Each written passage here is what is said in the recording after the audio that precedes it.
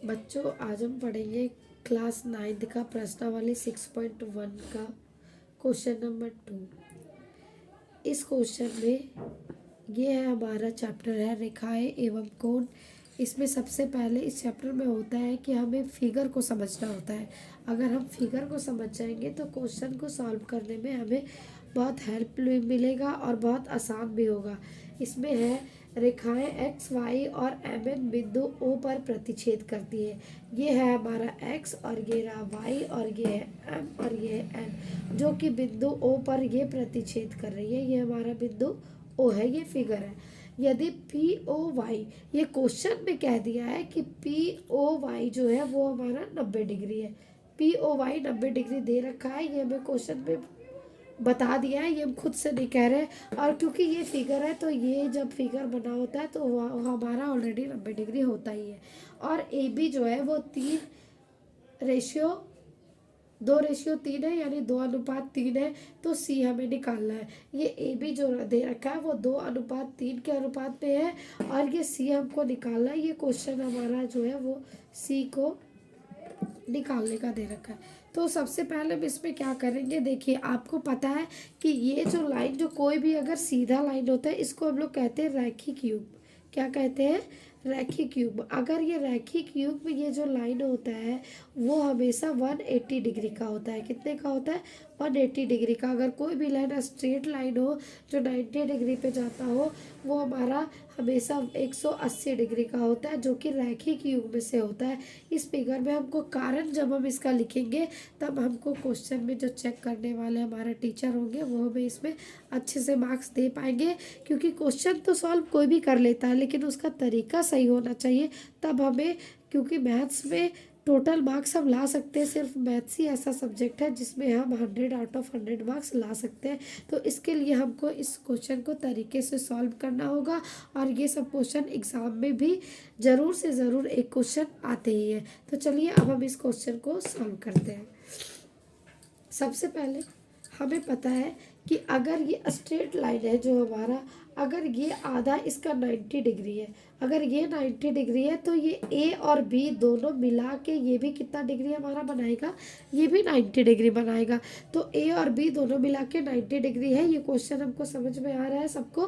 तो यहाँ हम लिखेंगे जो हमारा अनुपात में दिया है वो हम लिखेंगे ए जो है वो कितना है?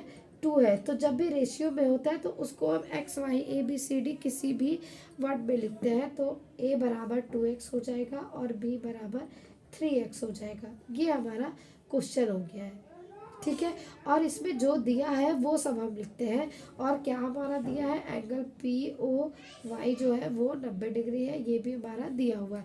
अब हम क्या लिखेंगे? यहाँ पे लिखेंगे प्रश्न से। प्रश्न से हम क्या सॉल्व करने वाले हैं वो देखते हैं। प्रश्न से हम क्या सॉल्व करेंगे कि ए और बी जो है, सबसे पहले हमको सी निकालने के लिए बी का मान चाहिए, क्योंकि तभी हम इसको, इस लाइन को स्ट्रेट करेंगे रैखिक युग्म से और ये हमारा सी जो है वो वैल्यू निकल जाएगा।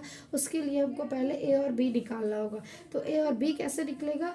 तो ए हमारा है, हम लिख सकते हैं A plus B is equal to 90 degree. ये कैसे लिखे वो समझ में आ रहा है? क्योंकि ये हमारा 90 है तो ये दोनों मिला के भी 90 होगा। तो A plus B is equal to 90 degree. तो ए का वैल्यू कितना है? 2x है और बी की वैल्यू कितना है? 3x है, इज इक्वल टू 90 डिग्री। अब 2x और 3x, कितना x हो गया? 5x is equal to 90 degree. अब हम इसको यहीं से काट सकते हैं। 5 1 जा 5, 5 1 जा 5 और 5 8 जा 40। तो ये कट गया हमारा। तो x इज इक्वल टू कितना आया? 18 डिग्री। अब 18 degree x is equal to आ गया। तो उसके बाद अब a की वैल्यू जो है वो कितना दिया है? 2x। अब 2x इज इक्वल टू क्या हो जाएगा? 2x इज इक्वल टू क्या हो जाएगा? 2 है इंटू x की वैल्यू निकला है 18। अब 18 2 जा कितना हो गया? 36 डिग्री। यानी कि a की वैल्यू हमारा आ गया है यहाँ पे 36 डिग्री और b की वैल्यू जो है वो क्या हो जाएगा? 3x, यानी कि 3 इंटू 18 यानी 54 डिग्री। ये हमारा आ गया 54 डिग्री। ये b की वैल्यू निकल गया।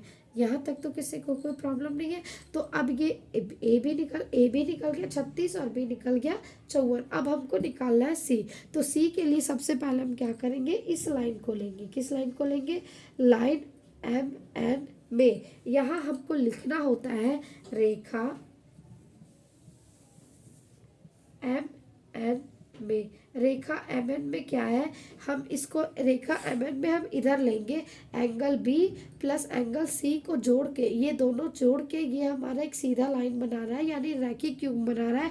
तो बी और सी दोनों मिला के 180 डिग्री होगा।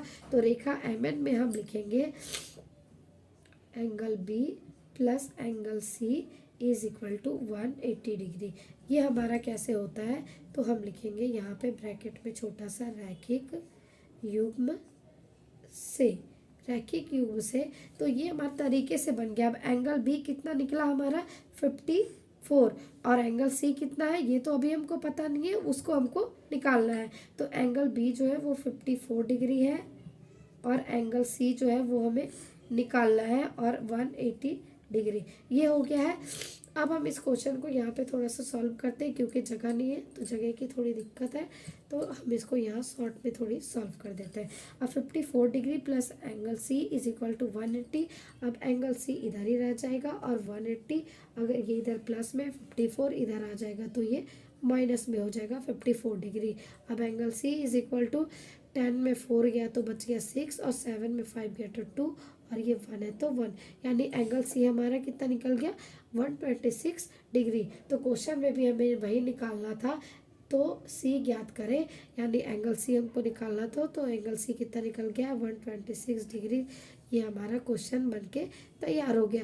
इस तरह से हम जब भी इस तरह के क्वेश्चन को सॉल्व करें तो हम उस चीज़ को एक एक चीज़ को क्वेश्चन का आंसर में मेंटेन करेंगे, तभी हमें ये क्वेश्चन कम से कम 5 नंबर का एग्ज़ाम में आता है। तभी आपको 5 में से 5 एग्जामिनर देने के लिए तैयार रहेगा। इसमें वो आपका एक भी मार्क्स काट नहीं सकता है। आपको 5 में से 4.5 भी आपको नहीं देगा, बल्कि 5 में से 5 देगा, क्योंकि मैथ्स ही ऐसा सब्जेक्ट है जिसमें हम 100 आउट ऑफ 100 मार्क्स ला सकते हैं। तो इस तरह से आप क्वेश्चन को सॉल्व करें, हमारे वीडियो को देखते रहें और इसी तरह से हमें आगे बढ़ाते रहें। हमारे चैनल को लाइक करें, सब्सक्राइब करें। Thank you.